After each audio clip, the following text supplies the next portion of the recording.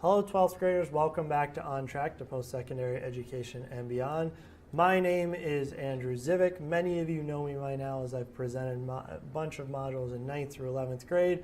Those of you who are new to us in 12th grade, welcome. I'm happy to be a presenter for OnTrack and to walk you through a bunch of these different modules in 12th grade.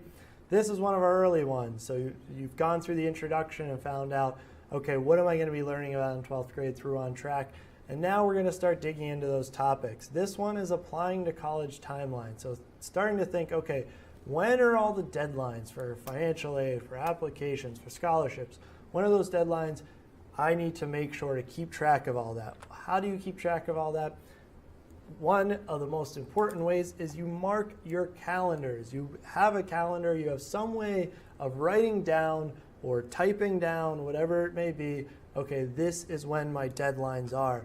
First of all, your deadlines for applications, because when you're thinking of applications, it's not just the paper or online application that you have to fill out, but there are essays, letters of recommendation, and other aspects to it. So you need to start early. If there's a time when you know most of your applications are due, you should have started filling them out and writing essays at least a month in advance, and probably earlier than that, depending on how many applications you have. And that's another thing to keep in mind is, all right, how many applications, how many schools, what is your finalized college list, and how many schools are on it, to make sure you know, okay, how many do I have to apply to, and when do I have to apply to all of them. So that's the other thing about this module to keep in mind is, if you haven't finalized your college list yet, you should be doing that soon, as that will help you keep all the rest of this straight and make it a little easier for you. If you're still unsure about where you're going to be applying, that's going to make it tougher to know when the deadlines are. Know also when financial aid deadlines are. So starting in fall 2016, you now can apply to FAFSA earlier in October. So, and you can use prior year, and we'll talk to you about that in our FAFSA modules. But that means it's now easier and sooner that you can do your FAFSA. So make sure that you're doing that and getting that out of the way as soon as possible. You don't want that lingering over you and thinking in January or February, oh, I still have to finish my FAFSA. Remember, that money is first come, first served, so you want to get that done as early as possible. Also, for later in the year, know when schools are going to notify you of their admissions decisions, as that is something to keep in mind. You don't want to be thinking in February, why haven't I heard from this school? When that school says on their website, we're not going to let any students know until March 1st at the earliest. If you know that, then you can know, okay, I can put it out of my mind until March 1st. So also mark those, the deadlines for the admissions decisions down as well. Next thing up here is scholarships. So these deadlines are really important to keep in mind as well, because as we always talk about, scholarships are free money that can greatly help you pay back or pay for college, and you don't have to pay this money back. Again, it's free money. You get it, you put it toward college, and it helps you, and you don't have to pay it back like a loan. So you should be on the lookout for scholarships. Hopefully you've already started to find some that are interesting that you can apply to, or maybe even already applied to some. But if you haven't, these are 3 great websites: Big Future, which is run by College Board, FastWeb, CapEx. Go to these websites, sign up for accounts, put in as much information about yourself as possible, and they'll give you back scholarships that will be good fits for you to apply to, and then start looking through them. And as we always say with scholarships, find the ones that best fit you. Don't just apply to every single one you see. It's going to be way too much of your time. And the ones that don't fit you very well, you're probably not going to get those, so it's probably a bit of a waste of time. Find the ones that are good fits for you, apply to those, and in keeping with this module, make sure you know the deadlines so you don't miss applying to them, especially, again, the ones that are really good fits for you, and good luck getting that scholarship money. So the last thing we're going to talk about are the types of admissions that you're going to see. First of all, there are early decision and early action. These you're not going to see very often. Most schools don't have these, and most of them are the more selective schools that do have them. Just to tell you the difference, early decision means it's a binding decision. If you apply to a school early decision, you can only apply to one school early decision.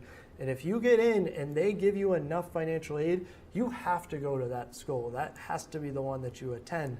So only apply early decision if you absolutely, absolutely, absolutely think it's your number one choice and that if you get enough money, you absolutely want to go there. Otherwise, early decision is probably not for you. Early action is non-binding and allows you to apply early. You can apply early action to multiple schools, and you don't have to go to those schools if you get into them, even if they give you enough money for financial aid. So that is a little less pressure than the early decision. So keep that in mind. But with these, as far as a timeline goes, most of the applications for these types of early decision and early action are going to have to be done by October, November. So that's very soon. Many of you might be watching this in September or October. So if that's the case, if you want to apply to a school, early action, early decision, you have to get on that. The great thing about it is you're going to get your admissions decision by December or January and know by then, maybe have made your decision by then if you really like a school, that you are good to go to that school. So keep that in mind.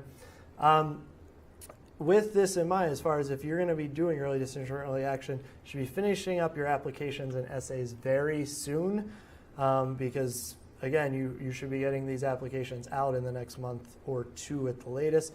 And letters of recommendation, which often teachers, counselors, whoever you might be asking, will want you to give at least a month or so of prep or time for them to write it and edit it. You should have already asked people to write these if you want to do early decision, early action, or if you haven't, you should be doing that now in the next couple weeks at the latest, and letting them know that you're doing it to apply early decision, early action, so they know that it's fairly urgent. So keep that in mind. And then the other types of admissions, these are the ones you're going to see at most schools, either rolling or regular admissions. Rolling just means whenever you apply, that's when a school will make a decision. So they might allow applications from October through April, but it doesn't really matter. Whenever you apply, that's when they'll make their decision about whether you're going to get in and be able to go to that school. So that's kind of fun in that you hear back earlier often than with regular admissions. Regular admissions, usually there is a date when you have to apply by, maybe December 15th, and there's a date when they'll let you know by, maybe March 1st. And it's sort of, those are set in stone. You need to get your application in by the first date, and you'll hear by the second date. So that's regular admissions, and again, that's what you'll see most often with schools. So for these applications, as opposed to early decision and early action, usually do a little later, November to March, usually mostly in the December and January period is when you'll most often see deadlines for these. Look for the applications and essay prompts as they come available. Some of these schools might not have posted them yet if they have regular admissions and it's still months away from when the admission deadline is. But most of them will have, or at least some of them will have. So make sure you're looking, and as soon as they come available, take a look at those, especially the essay prompts, to give you an idea of what kind of essays you'll need to write. And also, as always, keep in mind what schools have the common application, because then you can use that same application to apply to a bunch of different schools. And also, as with the last one, identify people for your letters of recommendation and ask them soon if you want someone to write a letter of recommendation for you, even if it's your deadline maybe isn't for a couple months. The earlier you ask them before other people are asking them, the better, because if they get an influx of 10 or 15 people asking at the same time, they're not maybe going to have as much time to write really good letters of recommendations. The earlier you ask, the better. So keep that in mind. One thing I just want to say before I finish is the college keyword for this module is NYU. Again, that is NYU. Also, as always, if you have questions for us, questions@uif.org. We are here to answer any questions that you have throughout 12th grade. Thank you for joining me, and make sure that you stay on track.